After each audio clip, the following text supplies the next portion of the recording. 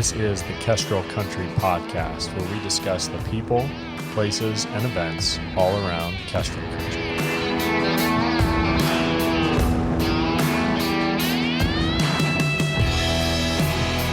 Hello and welcome to another episode of the Kestrel Country Podcast. I'm your host, Mike Church, and this beautiful spring, this May weather we've had, exceptional, is making a lot of people think about getting outside and getting on the water.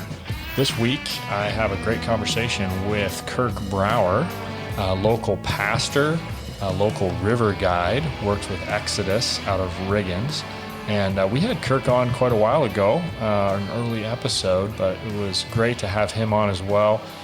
This time to talk a little bit more about rafting, about local rivers, about guiding, and all kinds of stuff to get you excited to get out on the water this summer and explore these areas. So hope you guys enjoy this conversation with Kirk Brower.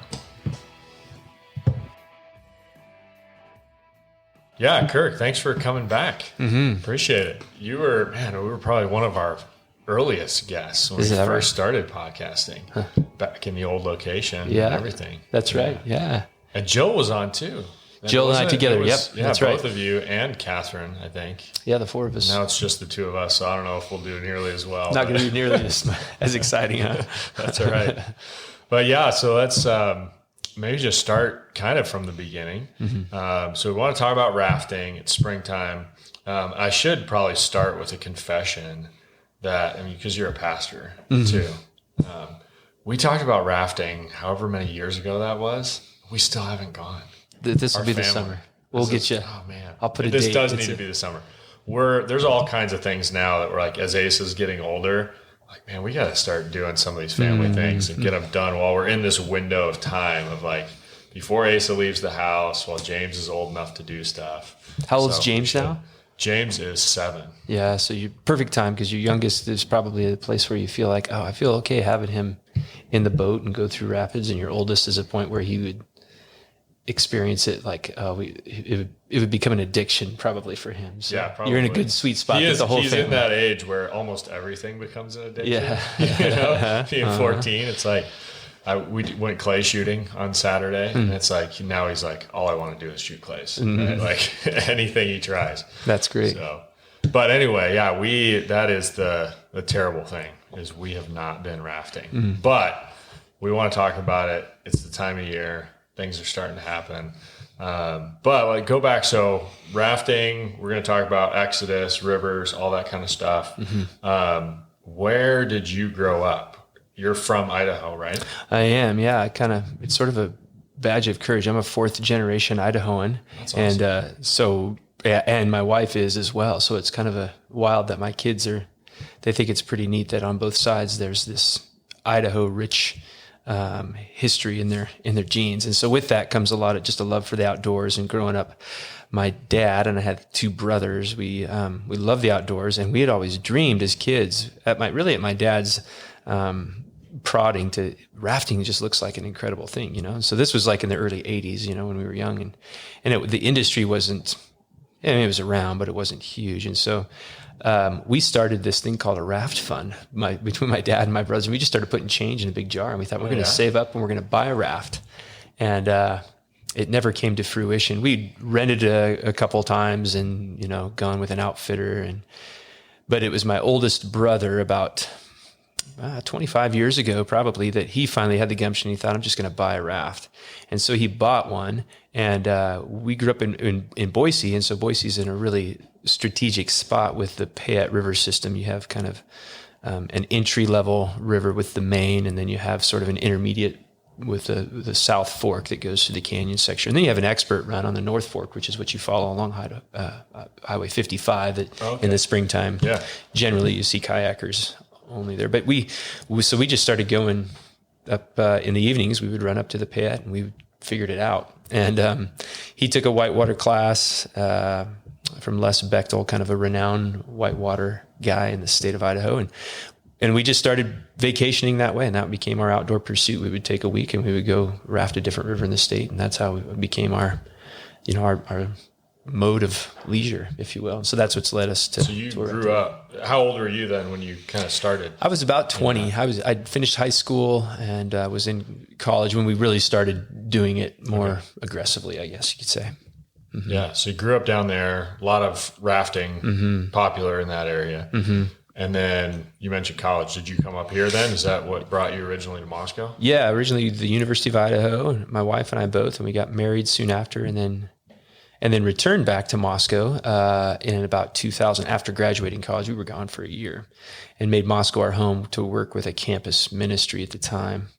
And so Moscow's been our home for 23 years as a married couple almost. And so continued with that love and that pursuit. And we would lots of times take students or friends, just it's a great opportunity to get young men in a paddle boat and go hit the lock saw when it starts running about this time of year, and give this just really sort of shaking hands with danger and having connection on the drive up and drive down, and talking about, spiritual things and created things and all of that. And it just became really a way to minister to people, not just to vacation. And so we just tried to do it as much as possible, and got our own boats and our own fleet and flotilla, and here we are today. Yeah. So you said, now you refer to paddle boat. Mm-hmm. What do you mean by that? Good question. So there's really, when it comes to whitewater, there's a couple ways when you're rafting, a couple ways that you can run whitewater. And so a paddle boat is essentially just a raft with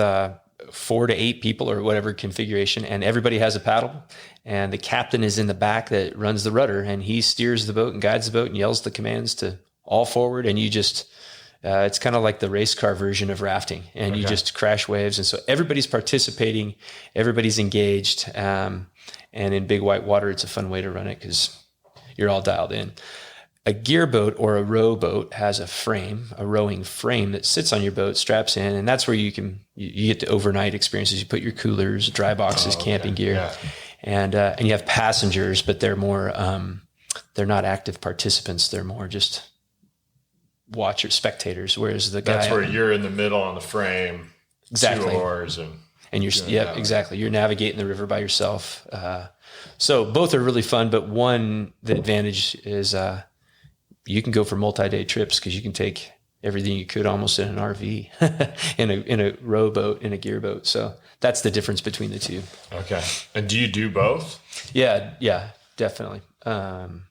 Multi-day trips, again, we'll bring the family, and my kids have cut their teeth. They know how to row. So we've got 3 boats, and we can disperse gear and take the dog and everything. And so we'll do that. And it's, you can fish from that, and it's harder to do that in a paddle boat. 2 weeks ago, we took our first trip of the spring, the local river here, the St. Mary's, which most people don't think of it as a river to raft. But in the springtime, when the water is really high, there's a small window in a canyon section over by the Santa Y. We call it the Santa Y, or you're kind of on your way to St. Mary's. And it goes through the canyon and it comes out just a few miles south of St. Mary's. And it has really fun, solid, great white water. That's probably a class 3 run for about a 5-mile section. The run is about 12 or 13 miles probably, but there's a third of it is constant, continuous, great white water, but it's a small window to catch. And it's the closest thing to Moscow. It's not far to get up there, and you just have an afternoon.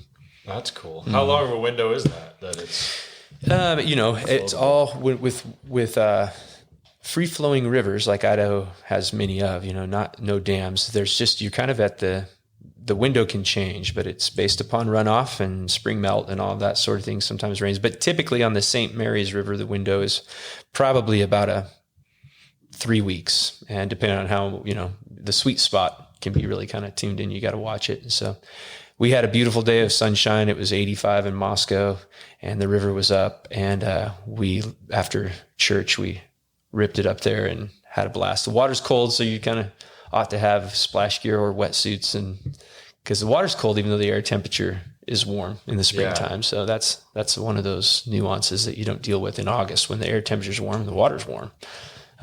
So it's cold, fun, splashy white water. But that's when it's actually flowing. That's right. Yeah, you can show up there in August, and in August there's about 50 CFS. It'll look like frog water. Yeah. So you said that's the closest opportunity. Mm-hmm. What would be the next closest to Moscow? Well, you have some of we're just in such a sweet location here in Moscow because you have, within 2 hours, you've got some world-class whitewater. The St. Mary's runs early, and the Potlatch has a really short little run up in the canyon as well. And this is specifically rafting, kayaking. You have advantages to do other things, but those are two of the closest, although they're short and fast. But beyond that, if you're willing to venture a little bit further, Riggins is one of the best places to go because you've got whitewater all season. You don't have to catch it at a particular time, Even late, like August. Yeah. Yep. Okay. Even late in August, because that river has come about 350 miles or so. And so it drains a lot. So you've always got raftable whitewater, beautiful canyon. The Lochsa is world-class whitewater, and it's more of a springtime thing, but it's between in that 2 to 3 hour radius up by the Canadian border. You can catch great stuff on the Moye River is another really fun one that's up above Bonders Ferry. So you've got in the radius, there's just some really incredible stuff, and day trips as well as multi-day trips where you can experience. People come from all over the country to raft Hell's Canyon, and when you take out of that raft and after that experience from the takeout, it's only about an hour and 45 minutes home. So it's kind of, we're spoiled. We don't sometimes realize it. Like we've got something in our backyard that people are coming from all over, and we need to take advantage of it. Yeah, we do, for sure. I do think that's one of the unique things about Moscow, though, is that like people don't think of it as like a river town. There's no river here. There's no whitewater. There's no skiing. We're not a mountain, no lakes. Like there's almost like there's nothing here, but you're within a couple hours of all kinds of different stuff. Yeah. Which is crazy. Yeah, absolutely. It's a wonderful spot. You have a great community, a quaint town with just really some... So, you can go to a great dinner on a Friday night. You can catch a play or a drama or a concert of, jazz, world-class jazz, and then you can also catch world-class whitewater. And it's all within a radius that, a lot of people It's doable. Yeah, it's doable. Yeah. Right. Yeah. So when you were first up here at U of I and that kind of thing, does it take a while to kind of get oriented to the different rivers and everything? How did that transition go? Yeah, it did. I mean, I was, when we first moved up, I was just getting into rafting. And so as sort of the procedure, I guess it's like with anything, when you're starting to do it, if you're skiing, you're sort of like, let's go check out that mountain. Hey, we've never skied at this mountain. Let's try that. So we were trying different rivers and different times of years. And it definitely, you kind of, different rivers have different qualities. For example, the Salmon River, the low end of it down by Riggins is what you call pool drop. And so you have these long pools of beautifully clean, really cool or mild water, and then you get in the boat and you have a rapid, and it's a drop. And then you have a long pool. So you have a different character of a river versus something, again, like the Lochsa, which is just a lot of class 3 and 4 whitewater, and you generally want to stay in the boat, not go out. So you kind of learn not only the character of the river, but also, what you enjoy more and what you kind of look forward to. So when my kids were young, they really enjoyed the August rafting when they could float in their life jacket, going down the river and then climb in to hit a wave and then get back out. Now, as they get older, they're kind of like, give me the paddle. I want to, bust a rapid and see what we can do, hit it head on. So it takes a while to get your bearings and to figure out what you like, and then just to familiarize yourself. One of the neat things about rafting is learning particular rapids that have sort of notoriety or mystique. So in Hell's Canyon, two of the biggest waves that in the whitewater world people know are Granite Creek and Wild Sheep. And so when you talk about them, you kind of know like there's a daunting line in Granite Creek that's called the Green Room. And so it's kind of fun. You learn those things, and people will talk about, what it's like to run the Green Room at 40,000 CFS. And it's almost like you're speaking another language, and you learn that and you experience it. And it's kind of fun to share those stories around the fire. It's almost like legend or lore. Yeah. So how does somebody get into it? Now, we should talk about Exodus a little bit too. So I assume going with a guide, with somebody who knows what they're doing, an outfitter, is that what you call? Yep. Maybe an outfitter? Yeah. Is the way to go. That's absolutely the best way to sort of dip your toes into anything new is to go with somebody who knows what's going on. And to book a trip with a guide or an outfitter locally and have a good experience, tackle something that, again, you want the weather to be nice, so you go later in the summer. You kind of start at the wade in. Exactly. The shallow end of the pool, so to speak. So would that be, would you like the salmon? I think so. If somebody was from Moscow and they were like, where do I want to go? I think absolutely the salmon, just for the fact that any Idahoan needs to be able to say they've rafted the Salmon River. It's one of the greatest rivers in the country. And it's easy to get down to Riggins. It's 2.5 hours. And an outfitter will take care of everything. You meet them at the put in, and they'll equip you with safety and explain how, get you fitted with a life jacket, and they'll walk you through not just what you're doing and give you a good experience, but they'll also talk about the history and the geography. And so you'll get a really good picture of the whole experience. And that's a great way to start.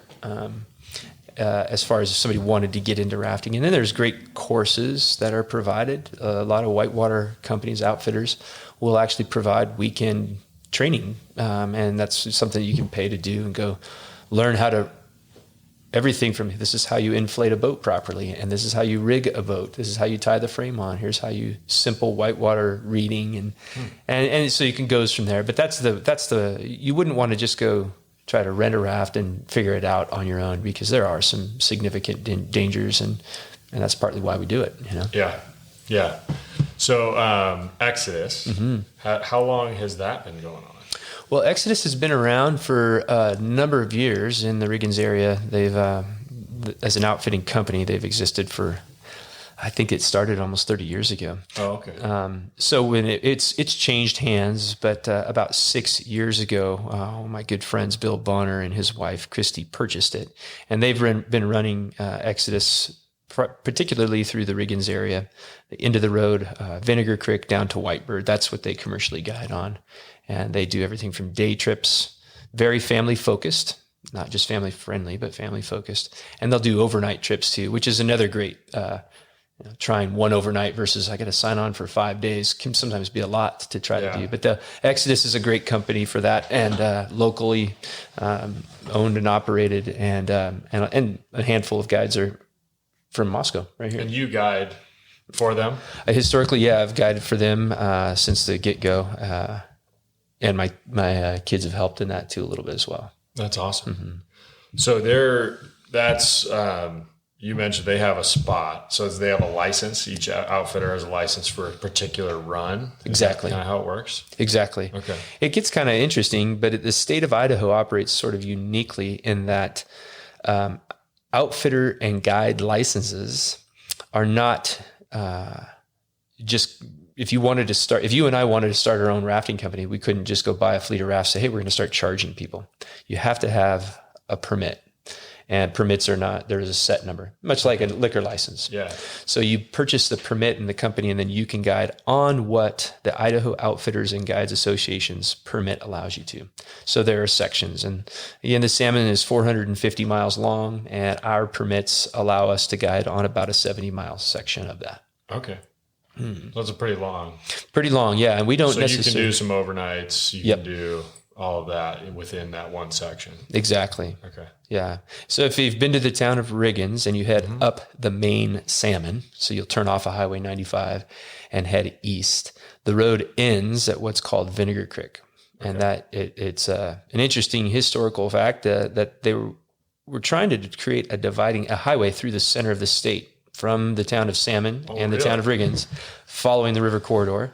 But there was a pretty big event that took place in the early 40s that stopped that. World War II stopped it. And so the road was built to Vinegar Creek and down river from Salmon to Corn Creek. And so what it's left us now is about a 85-mile section of roadless river canyon through the heart of the Frank Church Wilderness of No Return. And that section is another... It's an incredible section of river with lots of history and white water and hot springs.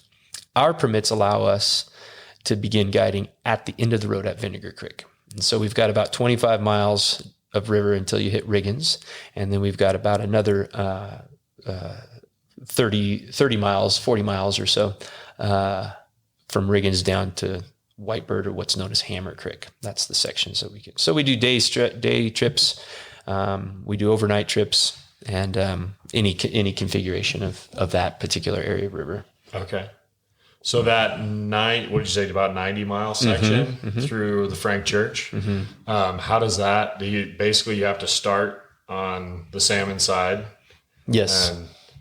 And it's just all overnight trips then? Yeah, it's all over. There's no, for that section, there's no 1 day trip. You come in, if you're from Moscow, you go over Lolo Pass and through the town of Salmon. It's quite, and actually I think that it's the longest river shuttle in the lower 48 states. So if you put in at Corn Creek, you have to drive all the way out to North Fork, just north of the town of Salmon, and then come back over Lolo Pass, come all the way through to Riggins, and then go back up. So it's quite the convoluted trip to get through there. But it's an amazing, it's a true wilderness experience in the sense of there's no roads, you don't see any grocery stores, no cell service, and time just sort of stops back there. It's really beautiful. Yeah. How many times have you done that? I've only done that section a couple times. Okay. It's a tough one to have a permit. It's a lottery system. Yeah. So you can't just go. Correct. There's an off season when you can go, but most people don't want to raft that in November. And so it does create problems because there's ice bridges and, but you can do it early in the season before the permits are available. But you battle other things, sometimes snow, sometimes getting into the put-in, sometimes just big water, and people don't want to. The salmon, because there's no dams, the salmon can push upwards of 90,000 CFS, and that can be incredibly difficult and dangerous for some people. So they would rather avoid it. But it is great. And much like if you were putting in for a hunting permit to get a moose tag, that's how it operates on a private basis. You can always pay an outfitter or guide. They have allotted launch dates. And so if you wanted to go commercially, again, that's an easy way to do it. Gotcha. You pay the guide and they take you and they take care of everything. But personally, if you want to take your own boat, you have to have a permit.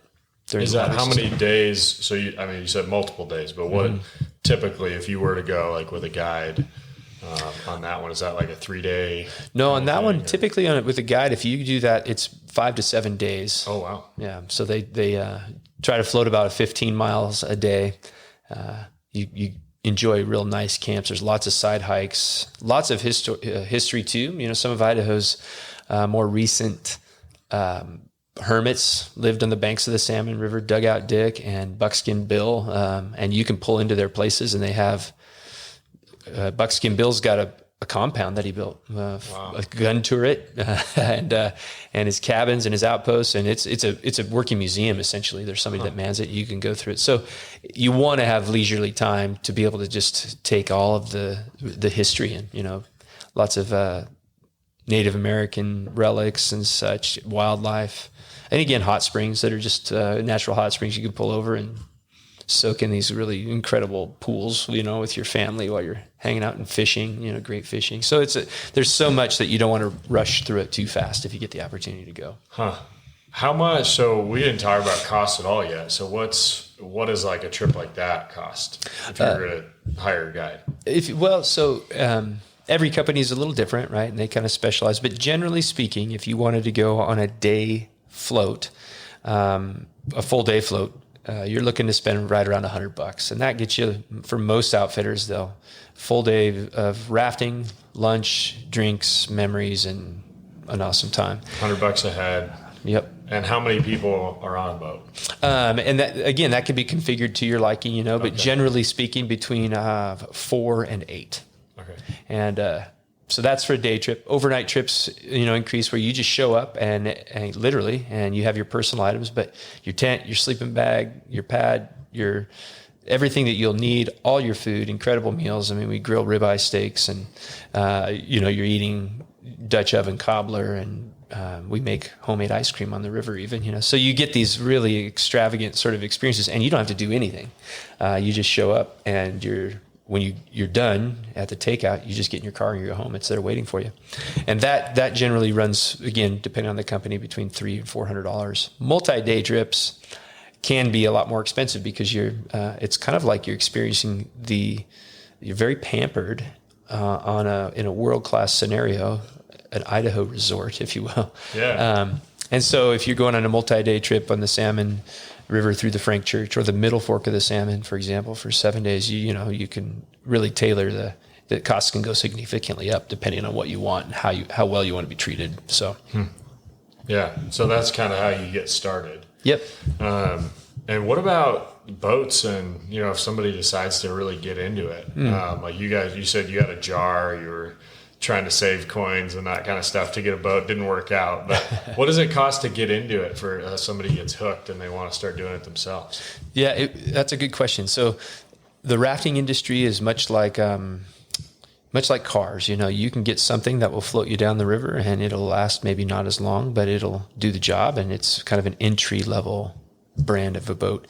Or you can get something that's maybe got a little more sturdy. It's built, say, for example, on a basis of an outfitter that you're going to have that thing on the water every day and, rubbing it on shores and rocks and durability. So one of those unique things about Moscow, Idaho is we are in whitewater Mecca because Northwest River Supplies is, they outfit virtually every river company, with something. It's a distribution center, and they do manufacture their frames. I would say they make the best frames that you can buy commercially, and they get the aluminum, I think, from Spokane, and they build them right here in their frame shop.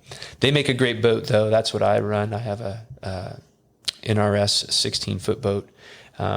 Moravia is another big rafting company, raft building company. They make those in Boise.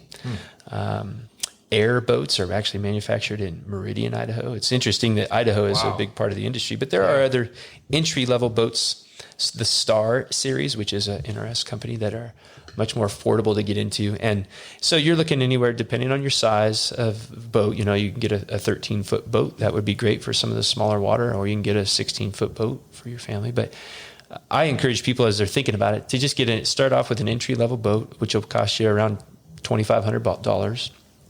Again, depending on your side, $2,500 to $3,000, and then as you get more into the sport, and you can spend like anything else, you can spend a lot of money, $7,000 or $8,000 on a really nice, well-built, rigid sort of raft. But that's kind of the gap. But I always have to advocate for my friends at NRS because they just do a fantastic job. They're local and they have impeccable customer service. So. Yeah, and they've got a cool new building and showroom and all that stuff too. Yes, awesome. It's true. You walk in their new showroom and you think, wow, you finally arrived after all these years. This is cool. Yeah, the old one was a little less, but I joke with my friends there. It's like, it's about time. But they do a great job there. Awesome people and just a really neat company. Yeah. What about maybe a couple more questions, but do you have any memories that really stand out? Like these are either crazy, dangerous experiences or like best days on the water. Any good rafting stories to share? Yeah, hands down, I have so many, but I will tell you, as a father of 4 kids, my favorite memories, and I say memories plural because we have so many, when we have pulled off of the shore after rigging up our boats, some summer night, and I look around, I've got my bride next to me, and I look at another boat, and my 18-year-old daughter's on the sticks rowing her boat, and then I've got my boys in another, and we are saying goodbye to all the buzz of the world and the noise of just, life. And it's just me and my tribe and sitting around the fire, hearing the laughter, eating good food, and just connecting. I mean, it sounds maybe cliche or maybe not that exciting, but that to me, those are my favorite memories. I would argue there's probably not any other sort of pursuit or hobby that is as focused on family connection as rafting, because you're working together, whether you're setting up a tent or trying to run a paddle boat through, and you're listening to Dad yell the commands, and we're all responding, and then we celebrate afterwards. It encompasses the good gifts that God gives us, I think. And it's totally over spiritualized in so many beautiful ways. I just love that. So that is the thing that I love the most about it.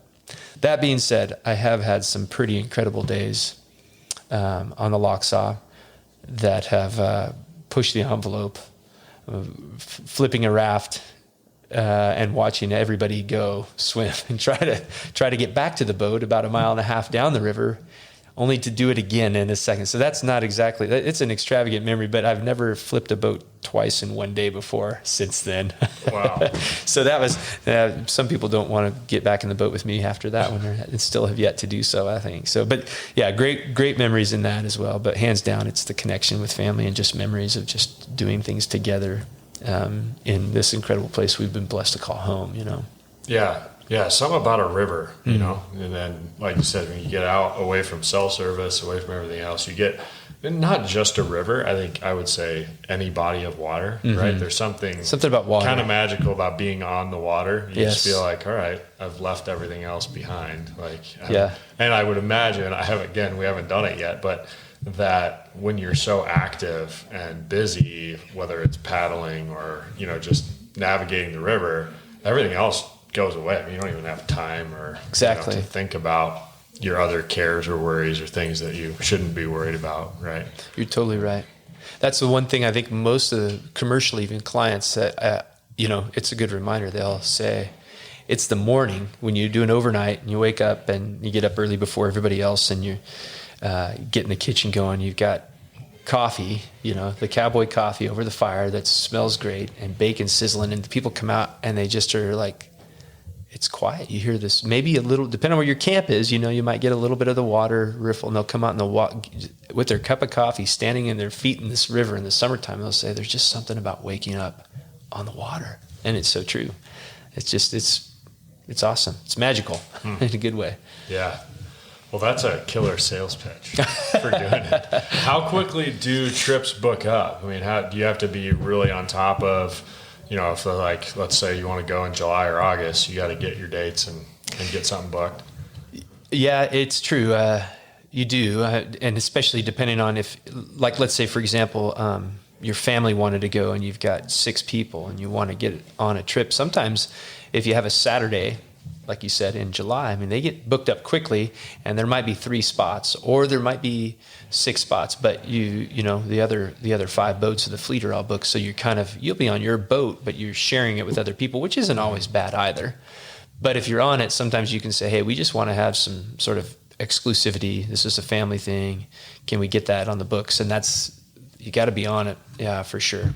Overnight, sometimes it's just because of when you're able to launch, it can be really imperative to say, hey, here's the 4 launch dates we have left, and if they don't work with your schedule, it's like, oh, well, try this again next year, because people are busy and they have schedules. So I always say, move fast, act now, and that'll get you in when you want. Yeah. Where do you find info on Exodus? ExodusRafting.com. Yeah, super easy. ExodusRafting.com. You can just Google Exodus too, and it'll either take you to the second book of the Bible or. So, and they've got that big shop as you head south on the left-hand side. You'll see the sign. Yeah, you'll see the sign, Exodus, which is bought by another company, but they can't remove the sign because it's actually built in the wall, so it's great advertising. Oh, that's awesome. That's right. Yeah, it's built into the siding, and they can't figure out how to get it out. So it's sort of like, well, sorry guys, but we're thankful. Perfect. That's right. That's awesome. Very good. Well, thanks, Kirk. You bet. Thanks for having me. It's good chatting with you. Great info, and we'll look forward to getting out on the river. Sounds good. We'll get you a date. All right. Thanks for joining us. Like, share, subscribe. We'll see you next week.